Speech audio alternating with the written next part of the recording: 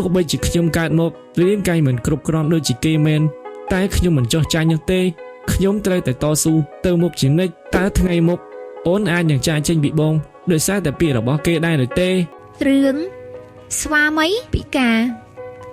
ស្ថិតនៅក្នុងភូមិតូចមួយមានរឿងមួយដំណាលថាមានគ្រួសារមួយមានសមាជិក2នាក់ដោយប្តីជាមនុស្សម្នាក់មានកាយសម្បទាមិនគ្រប់គ្រាន់នោះទេ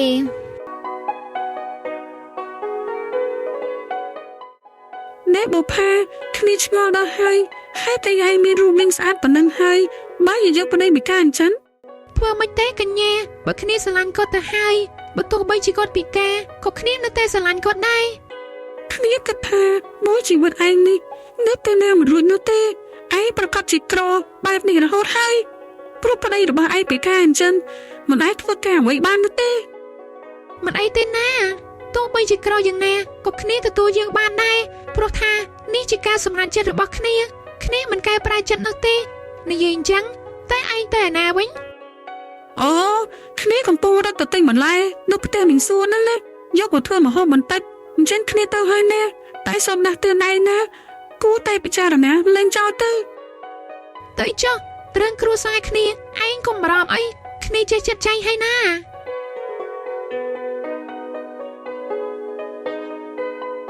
បន្ទាប់ពីកញ្ញាចេញទៅបាត់ហើយបុប្ផាក៏រៀបចំចេញទៅដាំបាយធ្វើម្ហូបឲ្យប្តីរបស់គេបាត់ទៅ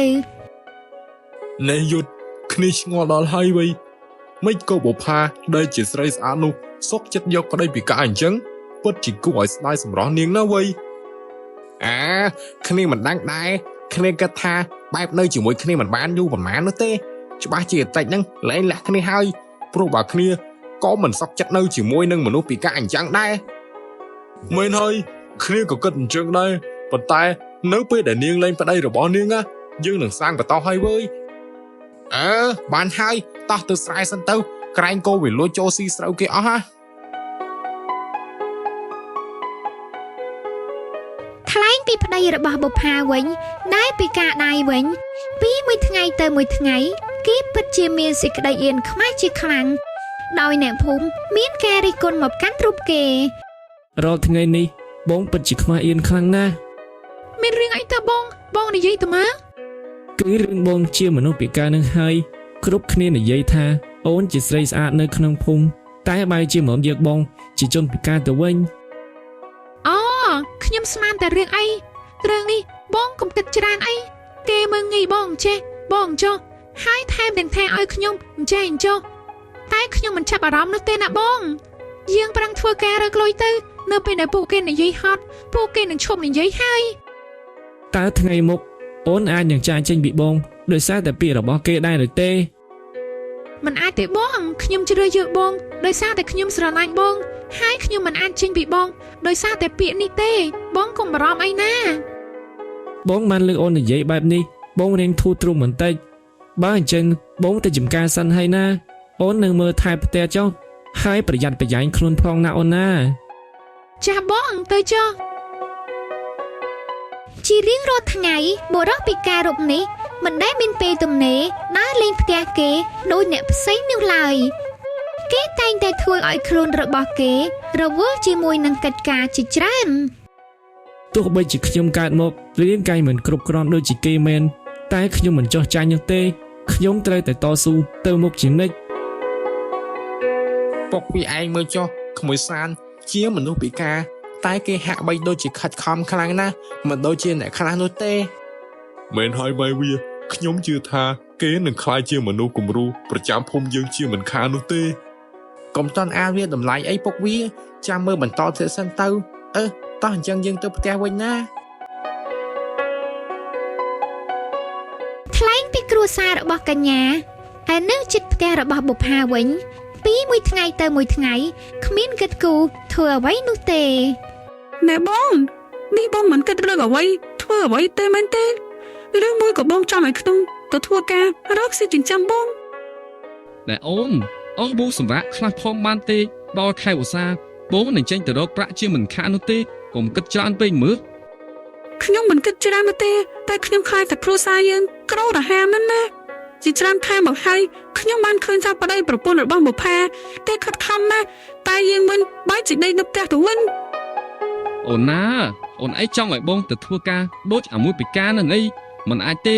កាយងារស្រ័យចំការអញ្ចឹងមិនស័ក្តិសមជាមួយបងទេស័ក្តិសមបានតែជាមួយមនុស្សពិការដូចជាវាតែប៉ុណ្ណោះ បានហើយខ្ញុំឈប់និយាយជាមួយបងហើយខ្ញុំដើរលេងវិញល្អជាង ពីមួយថ្ងៃទៅមួយថ្ងៃកញ្ញានិងប្តីមិនដែលសូវបានធ្វើអ្វីនោះទេពួកគេគិតតែដេកប្រចាំគ្នានិងចាំងពេលវេលាមកដល់ប៉ុណ្ណោះលុះជាច្រើនខែកន្លងផុតទៅ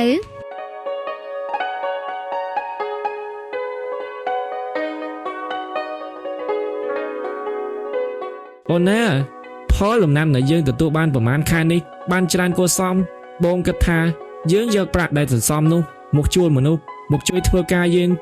តើអូនគិតយ៉ាងម៉េចដែរ ស្រេចតែបងចុះព្រោះថាកន្លងមកបងសម្រេចចិត្តមិនដែលខុសនោះទេ អញ្ចឹងសម្រាប់បាត់នឹងហើយណាបងនឹងយកប្រាក់ទាំងនោះជួលមនុស្សឲ្យមកជួយធ្វើការឲ្យយើងហើយ បុប្ផាគ្នាសុំពឹងឯងមិនតិចបានទេ ឯងមានរឿងអ្វីហ្នឹងកញ្ញាមិនបានជាត្រហេបត្រហប់ម្ល៉េះ មែនហើយឆាប់និយាយព្រាមមកតើមានរឿងអ្វី